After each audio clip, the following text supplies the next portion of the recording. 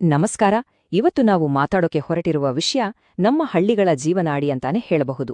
ಅದೇ ಶುದ್ಧ ನೀರು ಮತ್ತು ನೈರ್ಮಲ್ಯ.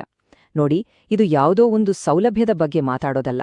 ಇದು ನಮ್ಮೆಲ್ಲರ ಆರೋಗ್ಯ, ನಮ್ಮ ಮಕ್ಕಳ ಭವಿಷ್ಯ ಮತ್ತು ನಮ್ಮ ಊರಿನ ಸಮೃದ್ಧಿಯ ಅಡಿಪಾಯ. ಹಾಗಾದ್ರೆ ಬನ್ನಿ, ಈ ಅತಿ ಮುಖ್ಯವಾದ ವಿಷಯದ ಬಗ್ಗೆ ಇನ್ನಷ್ಟು ತಿಳ್ಕೊಳ್ಳೋಣ. ಮೊದಲು ಈ ಚಿತ್ರವನ್ನೊಮ್ಮೆ ನೋಡಿ. ನೀರಿಗಾಗಿ ಈ ತಾಯಿ ಪಡುತ್ತಿರುವ ಕಷ್ಟ. ಇದು ಕೇವಲ ಒಂದು ಫೋಟೋ ಅಲ್ಲ, ಇದು ನಮ್ಮ ಕರ್ನಾಟಕದ ಸಾವಿರಾರು ಹಳ್ಳಿಗಳಲ್ಲಿ ಇವತ್ತಿಗೂ ಪ್ರತಿದಿನ ನಡೀತಿರುವ ಒಂದು ನಿಜವಾದ ಕಥೆ. ಈ ಒಂದೇ ಒಂದು ದೃಶ್ಯ ಸಾಕು, ನೀರಿನ ಸಮಸ್ಯೆ ಎಷ್ಟು ಗಂಭೀರವಾಗಿದೆ, ಎಷ್ಟು ಆಳವಾಗಿದೆ ಅಂತ ನಮ್ಮ ಕಣ್ಣಿಗೆ ಕಟ್ಟಿದಾಗೆ ತೋರ್ಸೋಕೆ. ವಿಶ್ವಸಂಸ್ಥೆಯ ಮಾಜಿ ಪ್ರಧಾನ ಕಾರ್ಯದರ್ಶಿ ಕೋಫಿ ಅನ್ನಾನ್ ಹೇಳಿದ ಈ ಒಂದು ಮಾತು ಎಷ್ಟು ಸತ್ಯ ಅಲ್ವಾ? ಅವ್ರು ಹೇಳಿದ ಹಾಗೆ, ನಮ್ಮ ಹಳ್ಳಿಗಳಲ್ಲಿರೋ ನೀರಿನ ಸಮಸ್ಯೆ ಬರೀ ನಮ್ಮ ಊರಿಗೆ ಸೀಮಿತವಾದದ್ದಲ್ಲ, ಇದು ಇಡೀ ಜಗತ್ತು ಎದುರಿಸ್ತಿರುವ ಒಂದು ದೊಡ್ಡ ಸವಾಲು. ಒಂದು ಆರೋಗ್ಯಕರ ಸಮಾಜ ಕಟ್ಟಬೇಕು ಅಂದ್ರೆ ಅದಕ್ಕೆ ಶುದ್ಧ ನೀರು ಮತ್ತು ಒಳ್ಳೆ ನೈರ್ಮಲ್ಯನೇ ಅಡಿಪಾಯ ಅಂತ ಈ ಮಾತು ಸ್ಪಷ್ಟವಾಗಿ ಹೇಳುತ್ತೆ. ಸರಿ, ಹಾಗಾದ್ರೆ ಇವತ್ತು ನಾವು ಯಾವೆಲ್ಲ ವಿಷಯಗಳ ಬಗ್ಗೆ ಮಾತಾಡ್ತೀವಿ ಅಂತ ನೋಡೋಣ. ಮೊದಲು ನೀರಿಗಾಗಿ ನಮ್ ಜನ ಪಡ್ತಿರೋ ಕಷ್ಟದ ಬಗ್ಗೆ, ಆಮೇಲೆ ಮಾಲಿನ್ಯದಿಂದ ಆಗ್ತಿರೋ ಅನಾಹುತಗಳ ಬಗ್ಗೆ, ನಂತರ ಇದೆಲ್ಲ ಮೆಟ್ಟಿ ನಿಂತ ಕೆಲವೊಂದು ಯಶೋಗಾಥೆಗಳ ಬಗ್ಗೆ, ಆಮೇಲೆ ನೈರ್ಮಲ್ಯದ ಪ್ರಾಮುಖ್ಯತೆ ಮತ್ತು ಕೊನೆಗೆ ನಮ್ಮ ಗ್ರಾಮಗಳಲ್ಲೇ ಇದಕ್ಕೆ ಪರಿಹಾರ ಹೇಗೆ ಸಾಧ್ಯ ಅನ್ನೋದ್ರ ಬಗ್ಗೆ ಮಾತಾಡೋಣ. ಹಾಗಾದ್ರೆ ಮೊದಲನೇ ವಿಷಯಕ್ಕೆ ಬರೋಣ, ನೀರಿಗಾಗಿ ನಿತ್ಯದ ಹೋರಾಟ. ನೋಡಿ, ಇದು ಬರೀ ಬೇಸಿಗೆ ಕಾಲದಲ್ಲಿ ಬಂದು ಹೋಗೋ ಸಮಸ್ಯೆ ಅಲ್ಲ, ಇದು ವರ್ಷ ಪೂರ್ತಿ ನಮ್ಮ ಜನರನ್ನು ಕಾಡೋ ಒಂದು ನಿರಂತರ ಸಂಘರ್ಷ. ಈ ಸಂಖ್ಯೆಯನ್ನೊಮ್ಮೆ ಗಮನಿಸಿ. ಇಡೀ ಪ್ರಪಂಚದ ಜನಸಂಖ್ಯೆಯಲ್ಲಿ 18% ಜನ ಇರೋದು ನಮ್ಮ ಭಾರತದಲ್ಲಿ. ಇದು ನಿಜಕ್ಕೂ ದೊಡ್ಡ ಸಂಖ್ಯೆ. ಆದ್ರೆ ನಿಜವಾಗ್ಲೂ ಶಾಕಿಂಗ್ ವಿಷಯ ಏನಪ್ಪಾ ಅಂದ್ರೆ, ಇಷ್ಟು ದೊಡ್ಡ ಜನಸಂಖ್ಯೆಗೆ ಸಿಕ್ತಿರೋದು ಪ್ರಪಂಚದ ಕೇವಲ 4% ಶುದ್ಧ ನೀರು ಮಾತ್ರ. ನೀವೇ ಯೋಚನೆ ಮಾಡಿ, 18% ಜನಕ್ಕೆ ಬರೀ 4% ನೀರು. ಈ ಅಂತರ ಇದೆಯಲ್ಲ, ಇದೇ ನಮ್ಮ ದೇಶದಲ್ಲಿರೋ ನೀರಿನ ಸಮಸ್ಯೆಯ ಮೂಲ ಕಾರಣ. ಸಂಪನ್ಮೂಲ ಕಡಿಮೆ, ಆದ್ರೆ ಅದನ್ನ ಬಳಸೋರ್ ಸಂಖ್ಯೆ ತುಂಬಾನೇ ಜಾಸ್ತಿ. ಈ ಅಂಕಿ ಸಂಖ್ಯೆಗಳೆಲ್ಲ ಒಂದು ಕಡೆ ಇರ್ಲಿ, ಮಂಜುನಾಥ್ ಅವರ ಕಥೆ ಕೇಳಿದ್ರೆ ಈ ಸಮಸ್ಯೆಯ ನಿಜವಾದ ನೋವು ಏನು ಅಂತ ಅರ್ಥ ಆಗುತ್ತೆ. ಪ್ರತಿದಿನ ಬೆಳಗಾಗೋದ್ರೊಳಗೆ ಮಕ್ಕಳನ್ನ ಶಾಲೆಗೆ ಕಳಿಸೋ ಮುಂಚೆ ಮಂಜುನಾಥ್ ಮತ್ತು ಅವರ ಪತ್ನಿ ನೀರು ತರೋಕೆ ಕಿಲೋಮೀಟರ್ಗಟ್ಲೆ ನಡ್ಕೊಂಡೋಗ್ಬೇಕು. ಇದು ಅವರ ದಿನಚರ್ಯ. ಇದರಿಂದ ಮಕ್ಕಳ ಓದಿನ ಮೇಲೆ, ಇಡೀ ಕುಟುಂಬದ ಆರೋಗ್ಯದ ಮೇಲೆ ಅದೆಷ್ಟು ಪರಿಣಾಮ ಬೀರುತ್ತಲ್ವಾ? ಇದು ಬರೀ ನೀರು ತರೋ ಕೆಲಸ ಅನ್ಕೋಬೇಡಿ, ಇದು ಅವರ ಜೀವನದ ಅಮೂಲ್ಯ ಸಮಯವನ್ನೇ ಕಸಿದುಕೊಳ್ತಿರುವ ಒಂದು ಹೋರಾಟ.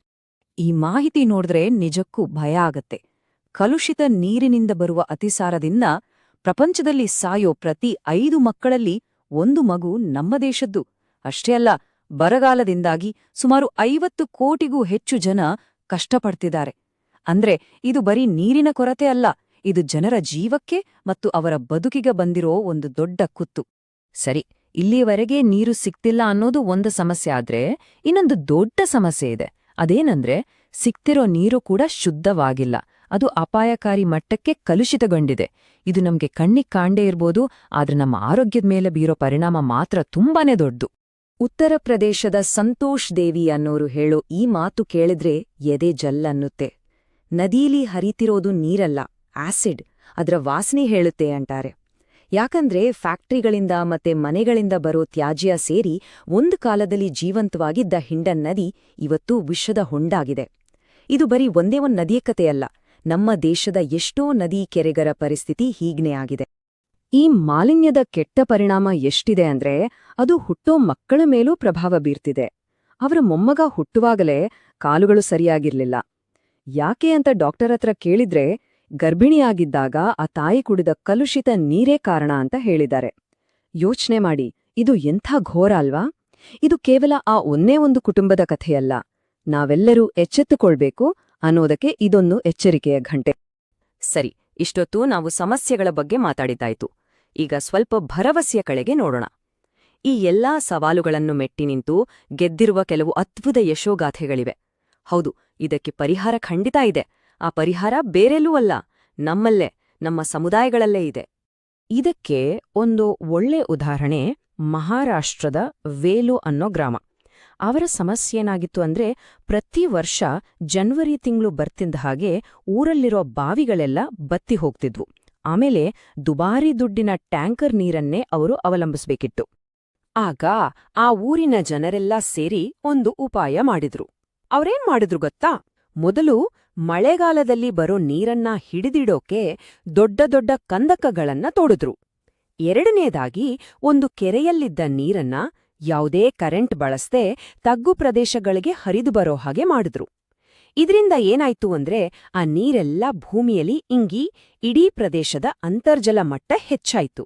ಬತ್ತಿ ಹೋಗಿದ್ದ ಬಾವಿಗಳಿಗೆ ಮತ್ತೆ ಜೀವ ಬಂತು. ನೋಡಿ, ಎಷ್ಟು ಸರಳವಾದ ಆದ್ರೆ ಎಷ್ಟು ಅದ್ಭುತವಾದ ಉಪಾಯ ಅಲ್ವಾ?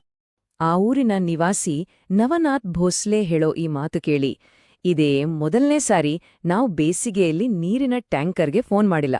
ಈ ಒಂದೇ ಒಂದು ವಾಕ್ಯ ಸಾಕು ಅವರ ಗೆಲುವನ್ ಹೇಳೋಕೆ.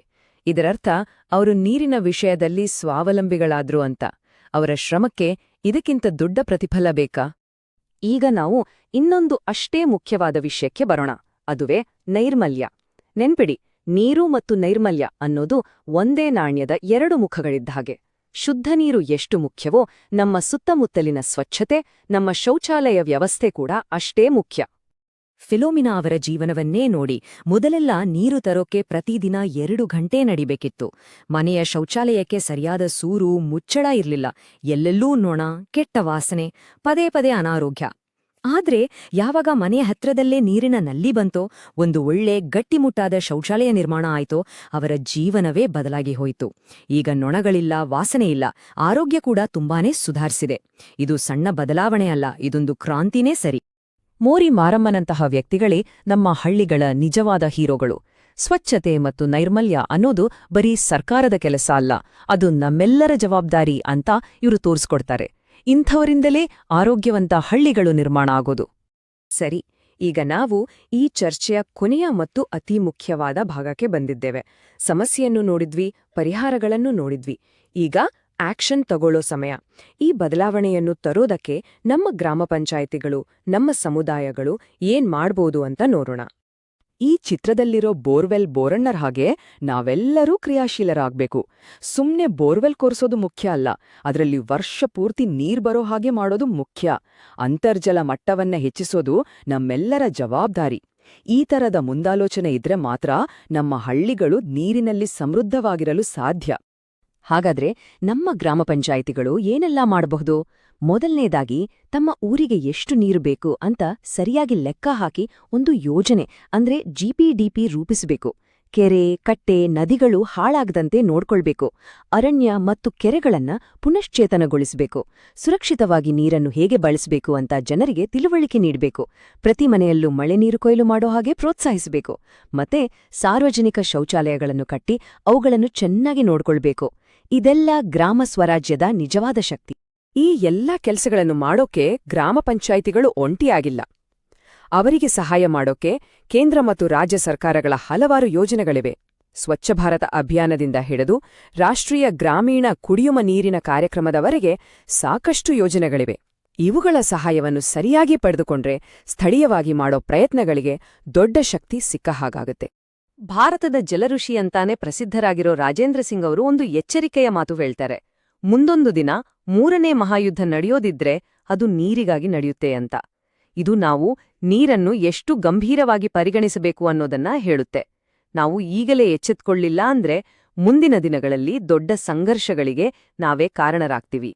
ಹಾಗಾದ್ರೆ ಕೊನೆಯದಾಗಿ ಈ ಪ್ರಶ್ನೆ ನಮ್ಮೆಲ್ಲರಿಗೂ. ನಮ್ಮ ಹಳ್ಳಿಗಳ ಭವಿಷ್ಯ ನಮ್ಮ ಕೈಯಲ್ಲೇ ಇದೆ. ನಮ್ಮ ಊರುಗಳ ನೀರಿನ ಭದ್ರತೆ, ನಮ್ಮ ಜನರ ಆರೋಗ್ಯಕರ ಭವಿಷ್ಯವನ್ನು ರೂಪಿಸೋ ಜವಾಬ್ದಾರಿ ನಮ್ಮ ಮೇಲಿದೆ.